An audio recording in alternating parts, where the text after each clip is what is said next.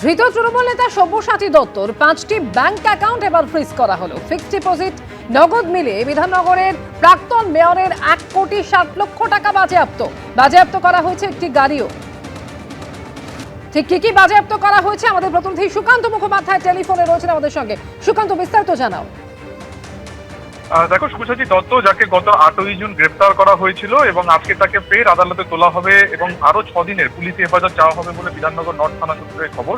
এবং এই যতদিন 8 দিনের মতন যখন সব্যসাচী দত্ত কাস্টাডিতে ছিলেন তাকে জিজ্ঞাসাবাদ করে একাধিক জায়গাতে তল্লাশি অভিযান চালান তদন্তকারীরা। এবং সেখান থেকে যেটা জানা যাচ্ছে যে একটি গাড়ি বাজেয়াপ্ত করা হয়েছে, একটি ব্যাংকে সেখানে তল্লাশি করে সেখানে 5টা অ্যাকাউন্ট ফ্রিজ করা হয়েছে এবং এফডি অর্থাৎ ফিক্সড ডিপোজিট এবং ক্যাশ মিলিয়ে সেই ব্যাংকের অ্যাকাউন্টে 1,60,00,000 টাকার সন্ধান মিলেছে, যেটিকে ইতিমধ্যে কিন্তু ফ্রিজ করা হয়েছে। এছাড়াও 5টা আরো সম্পত্তির হদিশ মিলেছে, এগুলোকে একই রকম ভাবে কিন্তু বাজেয়াপ্ত করা হয়েছে। আমরা জানি যে এই কাস্টাডিতে থাকাকালীন রবিবার দিনকে প্রথমে তার 31 নম্বর ওয়ার্ডের কাউন্সিলরের যে অফিস রয়েছে সেখানে সব্যসাচী দত্তকে নিয়ে গিয়ে জিজ্ঞাসাবাদ করা হয় এবং এরপর রাজারহাটে তার ফ্ল্যাটে নিয়ে যাওয়া হয়। এবং সেখানে গিয়ে আমরা জানি যে বেশ প্রচুর পরিমাণে সোনা কেনা হয়েছিল, বিগত কয়েক বছর তার রসিদ ইতিমধ্যে সংগ্রহ করা হয়েছে। এছাড়া আরো নতুন বেশ কিছু ব্যাংকের ট্রানজাকশনের হদিশ মিলেছিল। ঠিক এখান থেকে তার পরদিনকে নিউ টাউনের আরো একটি ফ্ল্যাটে অভিযান চালানো হয়, গতকালকে তার শ্বশুর বাড়িতে গিয়েও অভিযান চালানো হয় এবং সেখান থেকে যে সমস্ত তথ্য পাওয়া গেছে, সেখান থেকে যে সমস্ত ব্যাংক অ্যাকাউন্টের নথি মিলেছে, সেই থেকেই কিন্তু এই বিপুল পরিমাণ সম্পত্তির হদিশ তদন্তকারীরা পেয়েছে। এবং সেখান থেকে দেখা যায় যে প্রায় 1 কোটি টাকার ওপর ব্যাংকে রয়েছে, সেটাকে বাজেয়াপ্ত করা হয়েছে। একটি গাড়ি, একাধিক প্রপার্টি, 5টা প্রপার্টি ইতিমধ্যে হদিশ মিলেছে, এগুলো সবকিছু কিন্তু বাজেয়াপ্ত করা হয়েছে।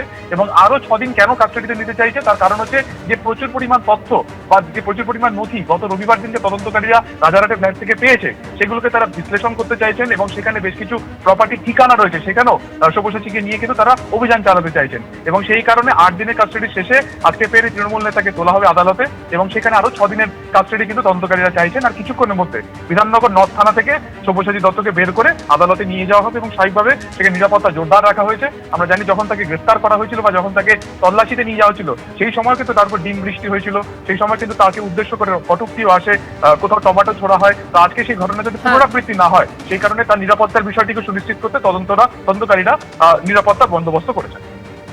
ধন্যবাদ সুকান্ত। এর আগে সব্যসাচী দত্তকে তার শ্বশুর বাড়িতে নিয়ে যাওয়া হয়, গাইঘাটার উত্তর বাগনানে তার শ্বশুর বাড়িতে নিয়ে গিয়ে তল্লাশি চালানো হয় এবং সেখানে যখন নিয়ে যাওয়া হয়েছিল কি বলেছেন সেখানে গিয়ে সব্যসাচী দত্ত, শোনাবো।